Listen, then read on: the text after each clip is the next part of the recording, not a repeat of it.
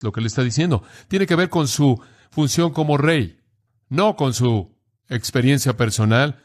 Tiene que ver con el hecho de que a él se le ha dado una responsabilidad tremenda de guiar a una nación teocrática de personas, y eso iba más allá de su capacidad, y eso fue demostrado ciertamente por su pecaminosidad, y él está pidiéndole a Dios: no quites esa unción especial única que me hace ser un rey eficaz representándote a ti. Solo hay una otra categoría de personas de quienes esto se dice, y eso es, en cuarto lugar, profetas. El Espíritu del Señor vino sobre tal, y él habló, y esto fue para revelación. Hubieron muchos: Asías, Jaziel, Zacarías, Balaam, Amasías. Después está Elías, Eliseo, Miqueas y otros profetas.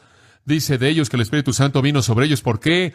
Para tener una capacitación única y especial de un deber único relacionado con la revelación de Dios. Una ilustración entre muchas podría ser tomada de Ezequiel capítulo 11. Y esta sería algo típica. Ezequiel capítulo 11, versículo 5. El Espíritu de Jehová vino sobre mí y me dijo, y eso es bastante típico. Así sucedía. El Espíritu del Señor viene y él habla. Usted encuentra ese tipo de situación repetida con los profetas. Entonces, ¿qué tiene usted? Tiene un ministerio único del Espíritu en los jueces. Los jueces simplemente fueron liberadores. Fueron hombres y mujeres levantados ocasionalmente para la liberación de Israel. Fue una responsabilidad de liderazgo que requería una intervención sobrenatural y divina. Obreros involucrados de manera única en lo que estaba relacionado con adorar a Dios. Líderes cívicos: Moisés, David, Saúl, Josué. Estamos hablando de líderes excepcionales, y esos son los únicos 4 de quien se dice que el Espíritu vino sobre ellos, y profetas. El primer ministerio entonces del Espíritu de Dios en el Antiguo Testamento, de manera clara, es la creación. El segundo ministerio es capacitación, y esta es una capacitación especial para un servicio excepcional. El tercer ministerio, revelación. Y esto va de la mano con los profetas. El ministerio del Espíritu Santo era revelar la palabra de Dios. Fue el Espíritu Santo, básicamente, quien fue el autor del Antiguo Testamento. Toda la Escritura es dada por inspiración de Dios. Toda la Escritura es exhalada por Dios, y es exhalada mediante el aliento de Dios, quien es Neuma, el Espíritu de Dios. Toda la Escritura viene del Espíritu Santo. ¿Qué dice Pedro? 2 Pedro 1:20. Ninguna Escritura es de interpretación privada, sino que los hombres santos de Dios hablaron conforme fueron movidos por el Espíritu Santo. Él es el autor de las Escrituras. Escuche Zacarías 7, versículo 12. E hicieron sus corazones como el pedernal, de tal manera que no pudieron oír la ley y las palabras de Jehová de los ejércitos, que él había enviado por su Espíritu mediante los profetas. Zacarías 7:12. ¿Qué hizo el Espíritu Santo en el Antiguo Testamento? Él está involucrado en la creación, claramente. Él es el que está detrás de la forma. Él está involucrado en capacitación. Él está involucrado en revelación. Y en cuarto lugar, y esto es muy importante, Él está involucrado en la regeneración. Aquí es en donde vamos a cerrar. Escuche con atención. Él está involucrado en la regeneración en el Antiguo Testamento. La gente pregunta, ¿acaso el Antiguo Testamento enseña que la gente fue regenerada? Hay muchos que han escrito que no hay una enseñanza así, que no hay un nuevo nacimiento, no hay regeneración en el Antiguo Testamento. Pero yo creo que eso está mal.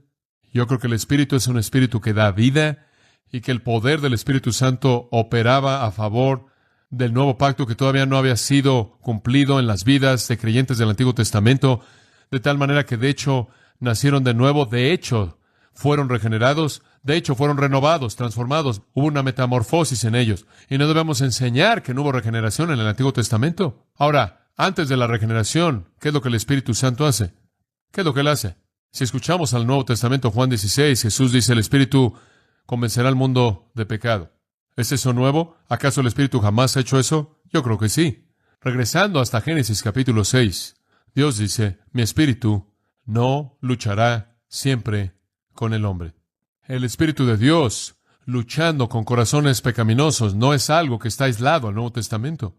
El Espíritu de Dios trayendo la convicción de pecado no es algo aislado al Nuevo Testamento. Yo creo que la obra de convicción del Espíritu la ha estado realizando desde que el pecado entró al mundo. Escuche, Juan Calvino no inventó la depravación total, él únicamente la definió. Ha estado aquí desde la caída. La depravación total no comenzó cuando usted la entendió. No comenzó con el Nuevo Testamento.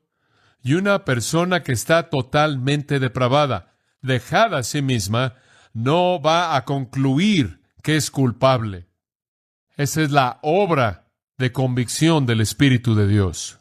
Él no va a llegar a una evaluación apropiada de su propia impiedad, su propia pecaminosidad.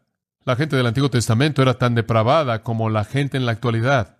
De cualquiera de los dos lados de la cruz no cambia el estado caído del hombre. Usted tiene que regresar al huerto para eso. Cuando Adán cayó, la raza humana cayó, y así ha sido desde ese entonces. Entonces la gente del Antiguo Testamento estaba depravada, y la depravación significa que usted no se puede salvar a sí mismo. Eso es lo que significa, básicamente. Significa que usted es pecaminoso.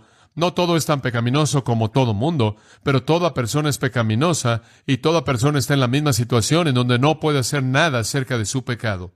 Escuche una definición del Nuevo Testamento de la depravación, Romanos 3. Pablo escribió esto después de la cruz. Dice usted, ¿acaso esto es Nuevo Testamento? Claro. Escucha Romanos 3. Aquí hay una descripción, comenzando en el versículo 10, de la depravación. No hay justo ni aun uno, no hay quien entienda, no hay quien busque a Dios. Todos se desviaron, aun se hicieron inútiles. No hay quien haga lo bueno, no hay ni siquiera uno. Sepulcro abierto en su garganta, con su lengua engañan. Veneno de áspides hay debajo de sus labios. Su boca está llena de maldición y de amargura. Sus pies se apresuran para derramar sangre. Quebranto y desventura hay en sus caminos, y no conocieron camino de paz. No hay temor de Dios delante de sus ojos. ¿Sabe de dónde vinieron cada una de esas palabras? ¿De dónde? Del Antiguo Testamento. Todas. Pablo tomó todo eso del Antiguo Testamento. La mayoría de esto viene de los Salmos. Esa es una descripción de la depravación del hombre. Ahora dígame usted, ¿cómo es que cualquier persona depravada que está tan mal por sí misma va a venir a Dios? No puede pasar. ¿Cómo puede pasar?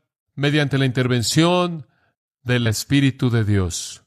Y dígame usted entonces, ¿cómo es que una persona, cuando el Espíritu Santo interviene, de pronto va a poder decir, oh, cuánto amo yo tu ley? Si la salvación para él no fuera nada más que forénsico, si no fuera nada más que declarado y no hubiera regeneración, ¿cómo es que va a llegar al lugar en donde él ama al Señor su Dios con todo su corazón, mente, alma y fuerzas? ¿Cómo llegó a ese punto en donde él ama la ley, en donde los estatutos de Dios son su deleite, en donde son más dulces para sus labios que la miel y son más preciados para él que el oro fino? ¿Cómo llega él al lugar en donde él quiere seguir la ley de Dios y agradar a Dios y amar a Dios y exaltar a Dios y alabar a Dios y adorar a Dios? ¿Cómo es que él puede tener una mentalidad del Salmo si lo único que recibió fue una justicia forénsica en donde Dios, en cierta manera, solo lo declaró justo, pero nunca lo regeneró? No podía. Usted tiene que tener el ministerio de convicción del Espíritu. Usted tiene que tener el ministerio de regeneración del Espíritu Santo, porque usted tiene depravación hasta la médula de la existencia humana. Eran totalmente depravados. No tenían poder para vencer su pecado. Jeremías dijo, engañoso es el corazón más que todas las cosas y perverso. Y el profeta dice, ¿podrá el leopardo cambiar sus manchas?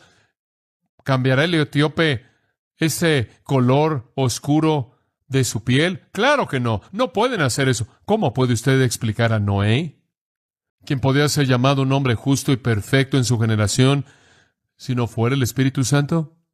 ¿Acaso él podía volverse un hombre justo y perfecto en su generación por sí mismo? ¿Qué tal Abraham, quien se volvió un hombre poderoso de fe por sí mismo? ¿Qué acerca de Moisés, quien llegó al punto en donde el vituperio de Cristo le era más importante que los tesoros de Egipto?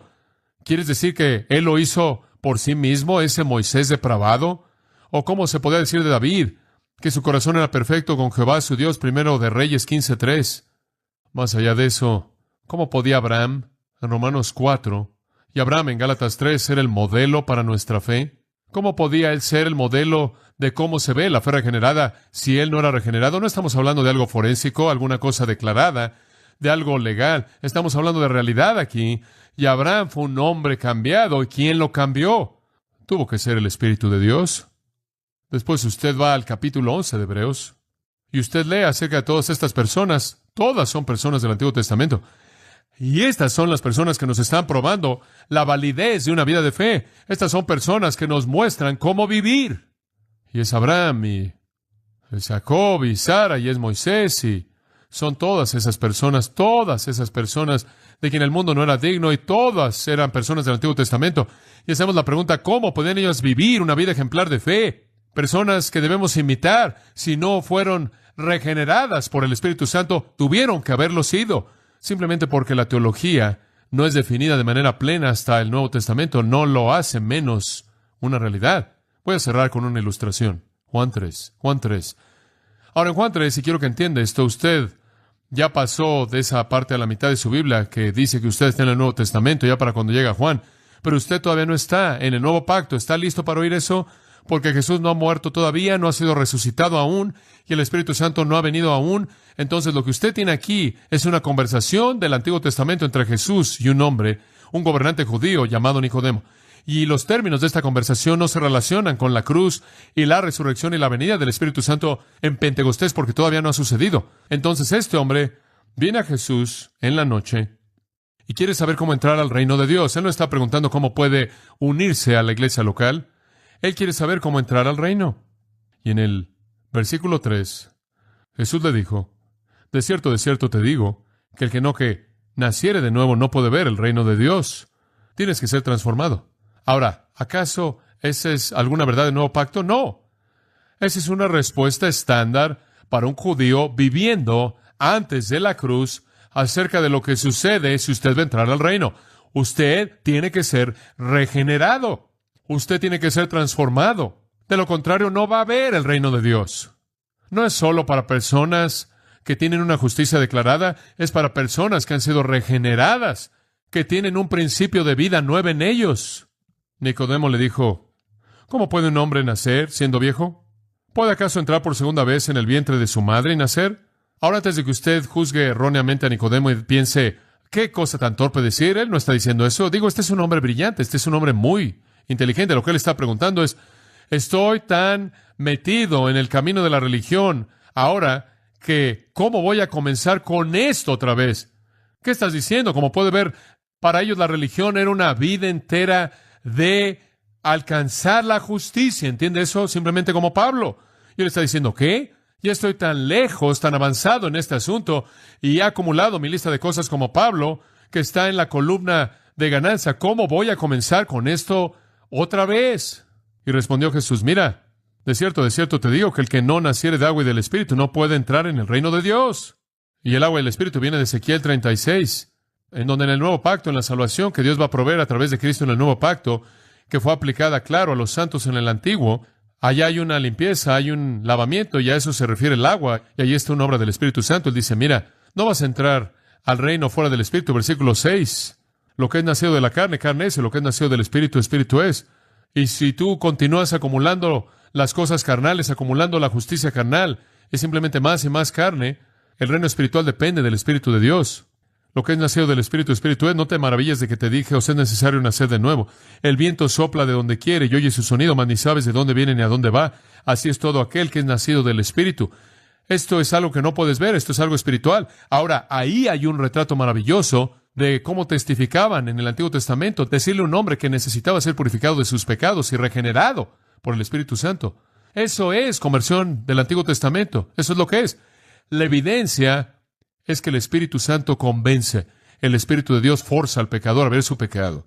Entonces, cuando el Espíritu de Dios produce fe en un santo del Antiguo Testamento, Él regenera ese santo y Él toma lo que ese individuo era y lo hace un amante de Dios, quien ama la verdad y ama la ley y quiere obedecer y quiere agradar y quiere adorar y quiere servir. Y todos esos deseos reflejan esa obra regeneradora del Espíritu Santo. Bueno, eso quizás es un tercio de ese punto de lo que el Espíritu Santo hace. Tengo mucho más que decir, pero eso será para la próxima vez. Oremos. Te damos gracias por tu verdad, Padre. Y Señor, aunque estamos tratando con algunas cosas teológicas y algunas cosas doctrinales, simplemente pedimos que tu Espíritu Santo nos haga entenderlas en nuestros corazones en el área práctica, para que podamos en primer lugar experimentar lo práctico que es la adoración y la alabanza y gratitud por tu coherencia maravillosa. Oh Padre, te damos gracias por las bendiciones del nuevo pacto, te damos gracias por todo lo que está en Cristo, que el Espíritu nos ha liberado. Señor, te damos gracias porque donde quiera que esté el Espíritu hay libertad, que la letra mata, pero el Espíritu da vida, y Él siempre ha dado vida. Él le dio vida a Noé, y Él le dio vida a Moisés, le dio vida a David, y le dio vida a todos los héroes de la fe que son enlistados en Hebreos 11 y muchos más que no son nombrados. Y les dio libertad de la esclavitud de la ley. Te damos gracias por su obra regeneradora, porque les dio un amor hacia ti y un anhelo por adorar y alabarte y obedecer, y un odio hacia el pecado y un corazón de penitencia. Todas estas evidencias de poder regenerador. Te damos gracias por la coherencia de tu obra y que inclusive se lleva a cabo de este lado de la cruz. Gracias porque nos has dado la parte más fácil. Podemos ver a Cristo, podemos ver la gloria plena sin el velo, conforme vemos su rostro glorioso. Gracias, Padre, por todo lo que has hecho por nosotros, por tu amor, y no merecemos nada. Y te damos gracias desde el fondo de nuestros corazones por todo esto, en el nombre de Cristo. Amén.